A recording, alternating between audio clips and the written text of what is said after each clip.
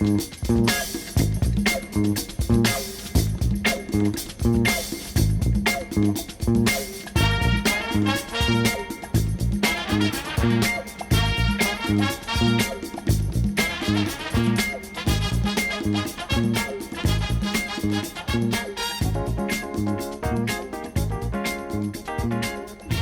turfs En een homo! Oké. Deel 2. Hoe kunnen we de gendergekte stoppen? We pakken de draad weer op waar we deel 1 mee eindigden. In Nederland is er een genderklimaat, noem ik het maar even, waar je ten eerste de realiteit niet mag benoemen zoals die is. Ja. Ten tweede word je van alle kanten tegengewerkt. Ja. En de wet staat al aan de kant Ja. van mannen die zich zogenaamd vrouw voelen, of dan vrouwen die denken dat ze een homoseksuele jongen zijn op de een of andere manier. Ik bedoel, zelfs als ik mezelf dat hoor zeggen, heb ik zoiets van, zitten we in een rare droom-nachtmerriewereld. Een Black Mirror aflevering of zo. Het lijkt zo onwezenlijk. Hoe in dit klimaat kunnen wij met z'n drieën dat zeg ik meer als grapje, maar hoe kunnen we het tijteren? Of zeg je dat zo, het tijteren? Het tijkeren, Tijkeren. Ja, nou ja. Ja, ik ben gewoon als een soort stoomlocomotief doorgegaan, ondanks alle tegenwerkingen, bedreigingen, gedoe. En zo langzamerhand zie ik wel dat er gewoon meer mensen zich bij ons aansluiten, zowel mannen als vrouwen. Oké. En dat we nu ook het lef hebben om op 9 september zelf ook een Let Women Speak te gaan houden. Dus in het publieke domein iets te gaan doen. Oké. Dat vind ik een hele grote vooruitgang. En dat organiseren jullie samen? Dat organiseren wij samen met een groep vrouwen. Oké. En ik denk ook dat alsmaar informatie sturen naar alle politieke partijen, wat voor zij gewoon al meer dan 3 jaar, ik denk bijna 4 jaar, heel consequent doet. Mm-hmm. En steeds maar weer de feiten benoemen. We hebben na de behandeling van de transgenderwet in oktober vorig jaar zijn we gaan bijhouden welke incidenten er gebeurden wereldwijd. Ja. Hebben we 21 lijsten ondertussen met allemaal incidenten omdat er werd gezegd, ja maar als er iets misgaat, dat is maar een incident. Of het gebeurt nooit. Ja, en als het wel gebeurt, dat was een uitzondering. Dus doordat we zo consequent steeds maar weer blijven bewijzen, echt met feiten, van wat de consequenties zijn van als je mannen toelaat in vrouwendomeinen, denk ik toch dat we mensen voor ons standpunt hebben kunnen winnen. Want eigenlijk is er gewoon tegen onze werkelijkheid, is al het andere wordt gewoon heel duidelijk dat het zo'n onzin is. Dus ik denk, alsmaar doorgaan, maar dat is hoe ik het heb gedaan, alsmaar doorgaan, steeds maar weer in het publiek dingen proberen te zeggen. Nou, Lydia is natuurlijk nog dapperder dan ik, want die is in het hol van de leeuw bij D66, is ze tegen elkaar gaan zeggen van, ja, jij hebt vrouwen in de steek gelaten, je hebt het over vrouwenrechten, maar je weet niet eens wat een vrouw is. D66 is een politieke partij met een sociaal-liberale signatuur. Samen met 3 andere partijen vormt D66 de huidige regering. Sigrid Kaag is de partijleider van D66. Op 13 mei, tijdens het jaarlijks partijcongres, onderbrak Lydia Sigrid's toespraak om het vrouwenverraad van de partij aan de kaak te stellen. Hier gaan we wat later nog een clip van bekijken. Ja, dus door Lydia is het eigenlijk weer nog weer duidelijker geworden. En wat ik merk nu, we zijn bezig met die voorbereiding van Let Women Speak, zijn er toch meer vrouwen die durven naar buiten te komen. Maar de meerderheid durft het niet. We hebben gisteravond een gesprek gehad op Zoom. Dan zitten er toch zeker 4, 5 vrouwen bij die zeggen, ja, vanwege mijn werk of vanwege mijn kinderen durf ik hier niks over te zeggen, want ik raak mijn baan kwijt. Want dit mag hier niet gezegd worden. Dan denk je, waar leven we in? Is het Oost-Duitsland? Nou, kijk, er zijn vooral aan de trans- en de gender kant worden wij vaak uitgemaakt voor nazi's. En fascisten en hatelijk. Mij noemen ze dan Ernst Röhm of zo. Dat was dan een homoseksuele nazi. Die is zelf ook door Hitler vermoord. Maar als ik dus heel simpel zeg, een homo is een homoseksuele man. Die valt alleen op mannen. Ja. Dan word je dus voor nazi uitgemaakt. En dan denk ik terug. Kijk, als Nederlanders hebben wij natuurlijk ontzettend veel geleerd over de Tweede Wereldoorlog. En wat voor een impact dat heeft gehad op ons land. Een van mijn opa's zat in het stille verzet. Aan mijn moeders kant. En die maakte dan pamfletjes of krantjes, die verspreidde die. Mijn andere opa van mijn vaders kant, die zat bij de unit die een brug in Arnhem op moest blazen. En die is toen opgepakt door de Duitsers en naar Duitsland genomen. Op de een of andere manier is hij toen ontsnapt, is hij naar Engeland gegaan. En dus dat heeft een directe impact gehad op mijn familie. Niet in die zin van, weet je wat er met daarom ben jij zo'n dappere vechter. Dat zit gewoon in je genen. Nou ja, bij mij is het ook zo. Dat zit ook in mijn genen. Ik bedoel, mijn oma was ook, die had ook onderduikers en die bracht Joodse kinderen weg. Ik denk echt dat, en zij komt natuurlijk ook uit een oorlogsgebied en heeft zeg maar echte strijders, vechters in haar familie. Ik denk dat wel ons bindt. En dat je dus het lef hebt om te gaan staan voor iets wat belangrijk is. Ja. Dat is wel een boodschap die ik van vroeger meekreeg. Liever breken dan buigen. Oké. Buigen kan echt niet. Mijn familie is gevlucht voor een communistisch regime. En dat was in Ethiopië. Okay. En daar mocht je bijvoorbeeld niet religieus zijn. Er stond de doodstraf op. Oh, wow. Dus mijn oom die heeft wel eens gewoon echt op zijn knieën met een wapen tegen zijn hoofd van, ben je christen, ja of nee? En hij antwoordde ja, de gek. Maar ze waren zo gechoqueerd daardoor dat ze hem hebben laten gaan. En hij woont nu gewoon hier in Amsterdam, heeft een geweldig leven en dat soort dingen. Dus dat zijn de verhalen waar ik mee opgroeide. En dan wil ik niet zeggen dat ik nu op mijn knieën zit met een wapen tegen mijn hoofd. Maar ik heb wel dus geleerd dat als je ergens in gelooft, dat je ergens voor staat. En zeker als dat de waarheid is. Andere mensen die kunnen jou van alles doen. Maar de vraag is, op welk punt ben jij bereid om jezelf en jouw waarheid, jouw denkbeelden te verloochenen? Ja. Ja, ik niet. Nooit niet. En jouw familie blijkbaar ook niet. Dat was je vader toch die in het verzet was. Nee, mijn oma. De oma. Dus zij was ook niet bereid om haar ideeën van hoe we met mensen omgaan te verloochenen. Dus ik geloof wel dat je hebt het of van huis uit meegekregen of niet.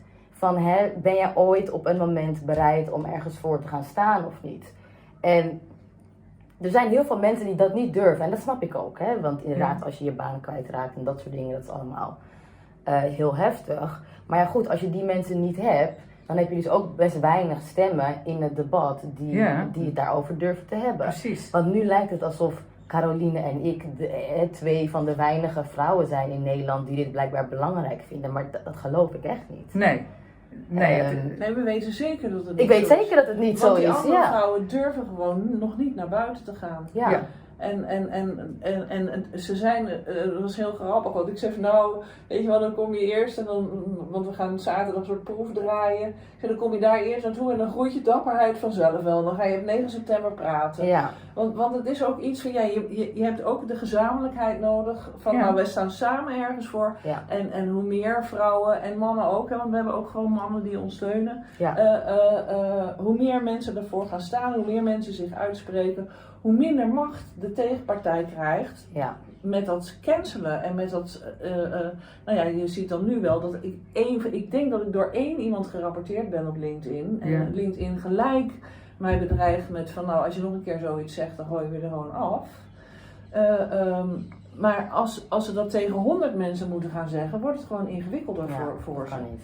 Dus ik denk van nou, ik vertrouw erop eigenlijk dat als we blijven praten en blijven doen, dat steeds meer mensen mee gaan doen. Zoals Kelly J. Keen zegt volgens mij, courage calls for courage. Dat is van de suffragettes, een oude spreuk. Ja. Ja, nee, dat vond ik ook. Ik verbaasde me daar eigenlijk eerlijk gezegd over. Want nadat ik dus bij D66 was, toen had Kamerlid van Ginneken heeft een hele lange brief geschreven op LinkedIn over hoe verschrikkelijk hij dat allemaal vond. Oké, laten we even een stapje terugnemen. Oké. Dus D66 in Nederland is een partij, is dat de grootste partij in de coalitie die we nu hebben? Nee, het is niet de grootste partij, maar het is wel op dit onderwerp dan een van de meest prominente partijen. Het is echt hun... Ja. D66 heeft echt een klap gehad van de Gendemolen. Ja, dit was eigenlijk hun trots. Hun trotspaardje. Ja, hun trotspaardje. Maar het is wel door de VVD ingediend hoor, dit. Wat is De transgenderwet is de wijziging door de VVD ingediend hoor. Dus het is een soort gezamenlijk. Het is een gezamenlijk ding. Het is wat, ik ben niet zo bekend met de regering op het moment. Dat verandert ook steeds. Ze vallen steeds, toch? Ja. Dus Nou, we hebben vielen nu... ze maar een keer. Tenminste, vielen ze en bleven ze maar liggen. Dat is het meer, want ze staan dus telkens op, zeg maar. Nou, het is niet te geloven, maar de dag nadat we dit gesprek hebben opgenomen, viel het kabinet weer. Echt, de dag daarna. Dus we hebben VVD, D66, ja, CDA en ChristenUnie. 4 partijen. Ja. En die zo verschillend zijn ook. Ja. In tegenstelling tot de Verenigde Staten en het Verenigd Koninkrijk is het in Nederland heel gewoon dat geen enkele partij genoeg stemmen krijgt om een regering te vormen. Sinds de jaren 90 wordt de regering doorgaans door wel 3 of 4 partijen gevormd. Oké, dus die 4. En D66 had toen hun jaarlijkse conferentie. Ja, dus zij hadden hier een jaarlijke congres, hier in Amsterdam. Ja. En ik dacht, nou, that's too easy. Dus ik ging daar naartoe. En mijn idee was eigenlijk om Kaag aan te spreken. En waarom specifiek, waarom wilde ik haar aanspreken, is omdat zij heeft het altijd over vrouwenrechten. Ze wil heel graag de eerste vrouwelijke premier worden. Okay. En ook alle kritiek op haar persoon wordt altijd direct als het voorbeeld van vrouwenhaat tegen vrouwelijke politici gezien. Okay. Terwijl je kunt objectief vaststellen dat ze niet presteert. Yeah. Maar als je daar wat van zegt, dan is het meteen vrouwenhaat. Okay. Dus ik dacht, hoe kan het dat iemand zoals u nu eigenlijk pusht zo van met jouw partij of met uw partij dat deze vrouwenrechten worden afgebroken? Hoe is dat mogelijk? Dus ik ging daar naartoe, ik deed mijn verhaal, daar had ze niet per se een antwoord op, maar ze liet mij wel praten. Dus zij stond op het podium? Zij stond op het podium, ze deed haar zegje en toen hoorde ze mij dus vanuit de zaal. En ze zegt, nou ik kan je niet horen, kom anders even naar het podium. Wat was het eerste wat je zei? Ik zei, jou graag. We kunnen wel, ik stop even. Onze toiletten, in onze data en op onze posities. Sorry, wil je... Onze woorden, onze ruimtes. Maar ik weet niet waar je het over hebt. Ik kan je niet horen, lieverd. Ja, maar je praat door mij heen, dus het is best lastig. Wil je hier even komen, dan mag je het ook vertellen.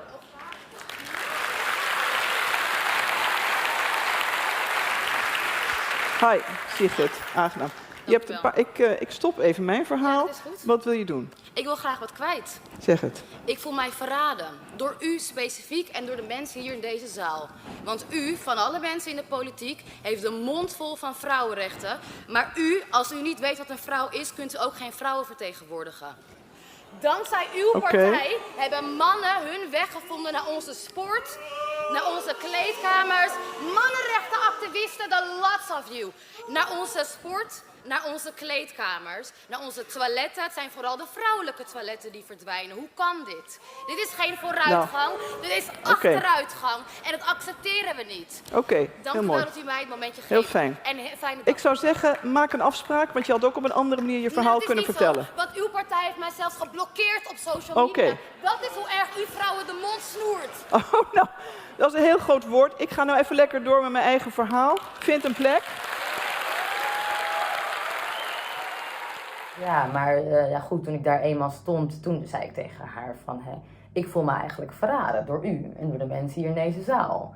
Want nogmaals, van alle mensen in de politiek heeft u het over vrouwen en vrouwenrechten, maar als u niet weet wat een vrouw is, dan kunt u ook geen vrouwen vertegenwoordigen. En toen werd ik geboet vanuit de zaal. Ja, Ja. En toen gingen we nog een beetje heen en weer. En uiteindelijk, toen had ze daar niet echt een antwoord op. Maar goed, ik mocht ook weer gaan. Je kreeg meer kritiek over hoe je het had aangekaart. Nou ja, kijk dat. Ik had blijkbaar ingebroken en ik was agressief en intimiderend en weet ik het wat. En je had de secretaresse op moeten bellen of om een afspraak te maken of zo. Ze zei letterlijk, je had een afspraak moeten maken en dit had je ook op een andere manier kunnen doen. Ja, toen flipte ik een beetje. Ik zeg had helemaal niet gekund. Want jullie blokkeren ons op social media. En Oké. ik bedoel, er zijn vrouwen die al bijna een jaar wachten op antwoord van bijvoorbeeld D66. Ja. Met gewoon hele simpele vragen als: kunnen we met die transgenderwet nog steeds een uitzondering maken voor bijvoorbeeld de vrouwensport, de vrouwengevangenis en dat soort dingen. Daar gaven ze geen antwoord op. Pas nadat ik bij hun congres ben geweest. En het antwoord was dus eigenlijk nee, daar gaan we geen uitzondering op maken. Het wordt gewoon een alles of niets. En ze gingen boeren. En ze gingen dus boeien. Ja.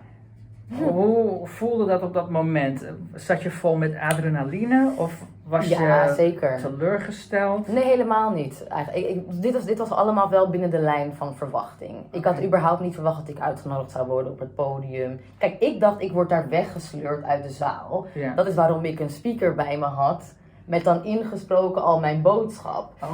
En dacht ik dan, als ze me dan wegsleuren of zoiets, dan gaat nog steeds in ieder geval die speaker door. En dan hoor je, terwijl ik zo weggesleurd word, hoor je zeg maar die speaker nog afgaan. Geen piemels in de vrouwengevangenis! Nou, precies zo. Maar het was dus helemaal niet zo goed verstaanbaar, want die zaal was zoveel groter dan ik dacht. Ja. Er zaten echt een paar honderd mensen in die zaal. Dus toen ging ik het maar naschreeuwen, waardoor het een beetje rommelig was, waardoor ze het dus niet verstond. En ze zei, kom anders even naar het podium toe. Nou, een fatale fout, want zij had daar vervolgens helemaal geen antwoord op. Van, oh, dat zijn grote woorden en dat. Maar niet van, oh, wat jammer om te horen dat jij daar zo anders over denkt. Laten we daar eens een keertje inderdaad over praten. Dus ze hoeft het niet met mij eens te zijn natuurlijk. Maar ja, en ik werd dus geboeid door allemaal mannen, dat hoor je ook. Ja. En nou goed, ik ga op een gegeven moment daar zo weg van het podium. En ik ga terug naar huis en toen barstte de bom eigenlijk los. Ik was transfoob en ja, dat was allemaal heel erg wat ik had gedaan, wat ik had gezegd. Hoe durf je, hè? Nou, hoe durf ik? En dus ook die Kamerlid van Ginneke heeft dus mijn woorden totaal verdraaid. Dat ik daar basically een verhaal heb gehouden over dat de transgenders er niet mogen zijn en dat er geen plaats voor hun is en dat soort dingen. Lisa van Ginneke was als jongetje geboren, maar is ervan overtuigd vrouw te zijn. Hij zit bij D66 en is het eerste transgender Kamerlid van Nederland. En vindt dat de zogenaamde genderidentiteit geslacht moet vervangen. Voor iedereen, hè? Bijvoorbeeld in het paspoort. In het paspoort en in de geboorteakte staat geslacht. En daarachter staat een M of een V. Moet dat dan niet de waarheid reflecteren? Aangezien wij dat vanuit de overheid uitgegeven wordt. Ja, nou ja, kijk, ik zou er voorstander van zijn als we het woordje wat boven de M'tjes, de V'tjes en de X'jes staat in het paspoort vervangen door genderidentiteit. Ja. Het is niet te onderschatten hoe iemand zoals Van Ginneke op deze manier via wet en beleid de werkelijkheid van het geslacht compleet om zeep wil helpen. En dit is dus een man die in de Tweede Kamer zit Ons nepfeministen noemt. en er probeert de vrouwenrechten nog meer af te breken. Ja. Oh ja, hij vindt dat vrouwen toch wel verkracht worden. Dus als er een paar in de kleedkamer worden verkracht, is dat niet zo'n probleem. Hij zei iets van, ja, er is geen systematisch misbruik aangetoond. Dus we moeten eerst systematisch misbruikt worden door mannen in vrouwenruimtes voordat dat dan echt een argument is. En zo word je als vrouw, die zegt een vrouw is een vrouw, iemand van vrouwelijk geslacht, niet een gevoel in een mans hoofd, steeds in de hoek gezet. Ja. En dan moet jij ineens dingen gaan verdedigen en met studies aankomen kakken over structureel misbruik, in plaats van dat hij zich moet verdedigen. Van waarom denkt hij dat hij een vrouw is? En ten tweede dat hij het recht heeft zo over alle vrouwenrechten en belangen en gevoelens overheen kan walsen met zijn stomme mantelpakje en zijn lippenstift en zijn hakjes. Ja, want bijvoorbeeld in de Kamer, in de Tweede Kamer was er dan op een gegeven moment een debat over de transgenderwet. En toen hadden we het over de vrouwensport. En deze Kamerlid van Ginneke zegt dan vervolgens van ja, we kunnen de sport ook indelen op andere factoren. Dus bijvoorbeeld gewicht of lengte, weet je, Oké. zo'n soort argument. Oké. En dan denk ik van waarom zijn wij nu ineens in de positie geduwd Ja. dat wij moeten gaan beargumenteren waarom vrouwen een eigen sport nodig hebben.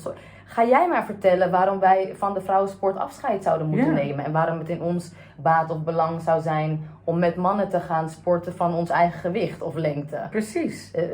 Waarom is de bewijslast nu ineens aan ons, wanneer hetgene wat wij zeggen al decennia, al dan niet langer dan dat bekend is. Dus het is echt van begin tot eind de wereld op zijn kop. Gaslighting. Het is gaslighting, Ja. ja. En ik maakte de fout in het begin, toen ik me hier voor het eerst mee bezig ging houden, dat ik dat heel erg aanging, dat verdedigen. En maar dit dan, en maar dat dan. En toen had ik op een gegeven moment zoiets van, nee, maar wij zijn niet degene die vragen moeten beantwoorden. Ja. Dat zijn jullie. Ja. Ja. Ja, maar kijk, dat is inderdaad hoe het zou zijn op het moment dat we als, laten we zeggen, 2 gelijke groepen met elkaar een debat aangaan. Maar dat is dus niet zo op het moment dat banken, bedrijven, organisaties zoals bijvoorbeeld een sportsbond, politieke partijen, op het moment dat zij eigenlijk allemaal al partij kiezen, dan ben jij ineens degene die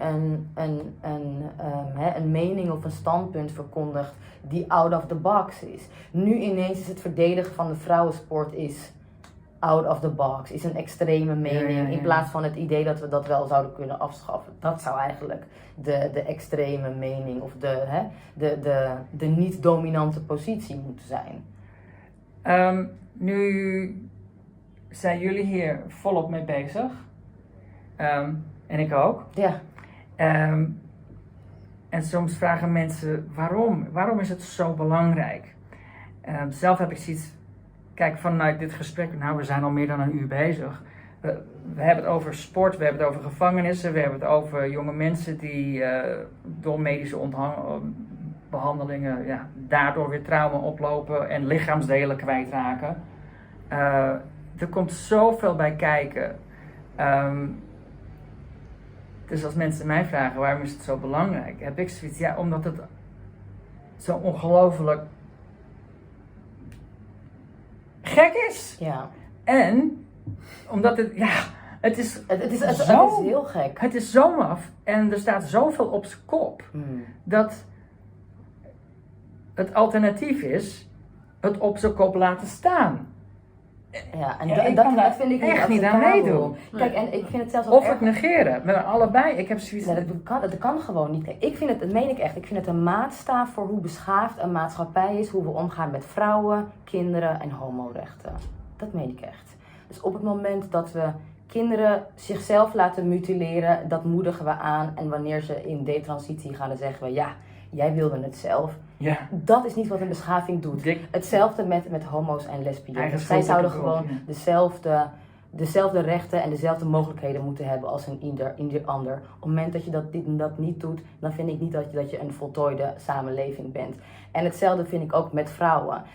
Weet je, op het moment dat je vrouwen niet dezelfde kansen en mogelijkheden geeft als mannen, dat zegt gewoon iets over de staat van deze beschaving, van hoe wij met elkaar omgaan. Dus het is, ik sta er nu hard in omdat ik een vrouw ben, omdat er kinderen zijn waar ik om geef en dat soort dingen. Maar ook mannen die kijken hiernaar en die denken, dit is toch niet de maatschappij waarnaar wij zijn geëvalueerd, zo weet je, sinds de verlichting. Ik bedoel, er is een reden waarom mensen vanuit de hele wereld met gevaar voor eigen leven naar Europa toe komen. Omdat het leven hier goed is. Ja. En dat is niet alleen een kwestie van financiën, dat is ook gewoon de manier waarop we met elkaar kunnen leven hier. En dat de kern daarvan is hoe we met mensen omgaan die zwakker zijn, of de mensen die niet bij de dominante groep horen en dat soort dingen. En op het moment dat we dat van de tafel gooien, dan vraag ik me echt af van, maar dit waren de fundamentele principes waarop we deze samenleving hebben gebouwd. Ja. Dat we voor elkaar zorgen, dat iedereen er mag zijn, et cetera. En dat wordt nu in naam doorgevoerd, terwijl we het weggooien. Op de kop wordt gezet. En echt een sneltreinvaart. Ik kan niet geloven 100 jaar aan vrouwenemancipatie in, wat is het nu?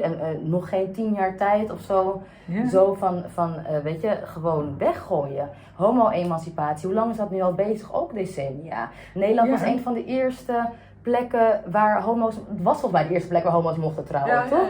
De tweede of de derde denk ik in Europa, en maar nu komt- was er vroeg bij. Ja, en nu komt het Dutch Protocol, wat ik persoonlijk gewoon echt als homoconversietherapie komt. Dat komt gewoon van Nederlandse bodem. Hoe kan dat? Oké, de Dutch Protocol, dat is het idee dat kinderen of jongeren die zich dan zogenaamd gevangen voelen in het verkeerde lichaam, dat als die vroeg in de puberteit zitten, dat je ze dan puberteitsremmers geeft, zodat hun geslachtsstelsel zich niet ontwikkelt. Dus als ik op mijn 12e, op mijn 13e aan die puberteitsremmers was gegaan, dan waren mijn ballen niet groter geworden, mijn piemel niet. Ik had dan niet sperma gaan produceren. Ja, daar gaat het uiteindelijk om. Ja. Mijn Ja, lichaam maar ook je brein had zich dus niet ontwikkeld. En dus, ik had de baard niet in de keel, maar net wat je zegt. En je hele seksualiteit niet. mijn Dus dat brein- vind ja. ik eigenlijk de grootste misdaad tegen kinderen op puberteitsremmers en op cross-sekshormonen zetten, is dat je ze hun eigen seksualiteit ontneemt. Die gaan ze dus nooit ervaren. Ze gaan dus nooit seksuele aantrekkingskracht tot een ander voelen. Ja. En nooit Een bij orgasme mannen nooit beleven. een orgasme kunnen krijgen. Maar als wij En dat hierover is toch praten... gewoon een misdrijf tegen die kinderen? Natuurlijk, maar als wij hierover praten, dan krijgen wij meteen voor de voeten, oh, je klinkt als een pedofiel, want je zit te denken over hoe een kind een orgasme heeft. En dan heb ik zoiets van, wacht even, we hebben het erover dat zo'n kind zich nooit zal ontwikkelen, zodat hij als volwassene nooit een orgasme kan beleven. Dat is even technisch hoe dat gaat met die puberteitsremmers en daarna... Maar je maakt dus eigenlijk kinderen die Steriel. alleen maar, maar die dus ook alleen maar aan de ontvangende kant van seksualiteit kunnen zitten. Oh jee, daar stond ineens de genderpolitie voor de deur. Grapje, onze tijd was om. Nou, we zitten hier in een ruimte waar we hebben nog maar 5 minuten en we zijn zo aan het babbelen natuurlijk. Maar ja, dat heb je, er is zoveel Als te je bespreken. twee turfs en een homo, En een bij homo elkaar samenzet. Dus, dit is zeker geen compleet gesprek. Ja, Er zijn zoveel dingen die ik nog had willen vragen, maar laten we dan even afronden. ja. Ehm, Wat zien we de meest positieve uitkomst hier? we hebben gepraat over hoe het helemaal doorgeschoten is met dat gendergedoe en hoe gek het is en hoeveel je tegenwerking krijgt. Ja. Wat is het dat je door blijft gaan en wat geeft je hoop? Wat me door blijft gaan is het feit dat voor elke nare reactie die ik krijg, ik er 100 positief krijg. Dus het probleem is niet dat mensen het niet met me eens zijn, maar het is dat ze het niet durven te zeggen of niet kunnen zeggen. En wat mij hoop geeft is dat er een hele duidelijke mogelijke uitkomst is hieruit. Namelijk dat we vrouwenrechten en ruimtes dit keer wel niet alleen terugwinnen, maar dan ook echt verankeren gaan in de wet. Want dat hebben we nu eigenlijk, we hebben niet zoiets als een Equality Act, zoals bijvoorbeeld andere landen. En hetzelfde geldt ook voor homoseksualiteit. Dus dat we die definities daarvan weer terugwinnen en ook vaststellen, zeg maar. Dus dat we niet weer Dus dezelfde... dat we dit later niet nog eens kunnen doen. Ja. Hè? Dus dat het bijvoorbeeld ook gewoon een vorm is van homofobie of lesbofobie, om te zeggen dat dat eigenlijk maar een genital preference is. Ja. En jij? Ja, wat me op de been houdt is dat we het steeds meer samen doen. Ja. Ja. Dat dus naast voor zijn we nu eigenlijk ook nog een tweede vrouwenbeweging zijn gestart. Wat me ook op de been houdt is dat CDA en ChristenUnie en de VVD nu toch zeggen van nou, misschien moeten we dat toch niet doen met die transgenderwet. Hè? Dus dat we resultaat zien van ons werk. Ja. En ik zeg maar, voor mij is het ieder kind dat voorkomen wordt dat dit ermee gebeurt, is gewoon een eentje meegenomen. Ja. Okay. En is het helemaal waard. En dat, zeg maar, dat is alles, als zou er maar 1 kind zijn, dan is alle shit waard. Ja. Want dit gun je gewoon echt geen enkel kind. Ja. En zo hatelijk zijn wij nou eenmaal. Ja. Waarom ga ik er zelf mee door? niet zie gewoon, ja, het kan niet anders. kan niet je anders, ziet het ja. onrecht, je ziet het lijden en vooral dan op medisch gebied. Ja. Ik kan me zo voorstellen hoe jongens zich voelen. Zeg maar hoe ik me voelde dan als tiener. Maar die nu dus meegezogen worden in al dat gedoe. En ik heb echt zoiets, in het Engels zeg je dan, I've dodged the bullet.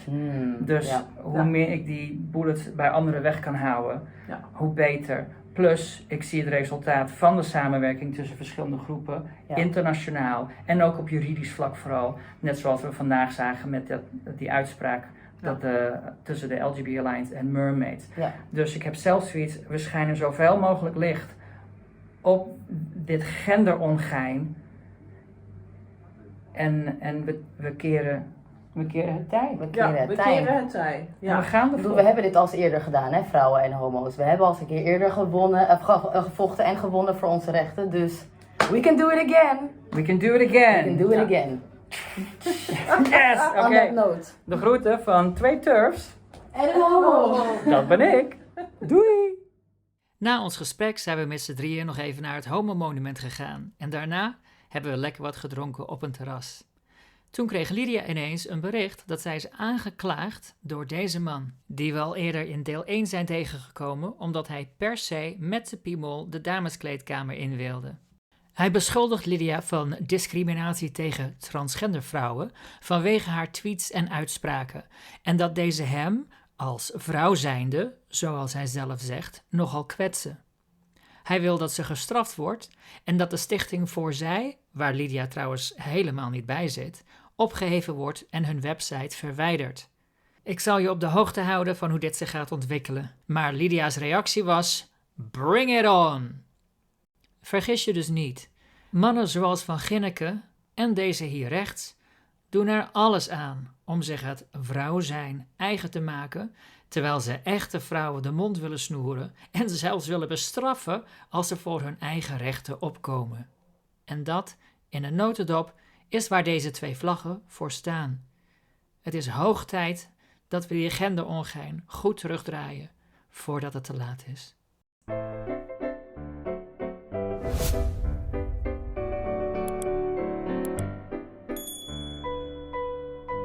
Hello, thanks for watching. If you found this video useful or informative and you'd like to support me in making more, please consider supporting me via Patreon, or if you prefer, send me some love via PayPal. And thank you so much to those of you who already support me that way. It makes a huge difference. Massive big thank you to my big spenders, Helper Open, Mama Turf and the Turventines, the lovely Mary, me Julie, Julia, Lindy Lou from Down Under, and Esther. Thank you.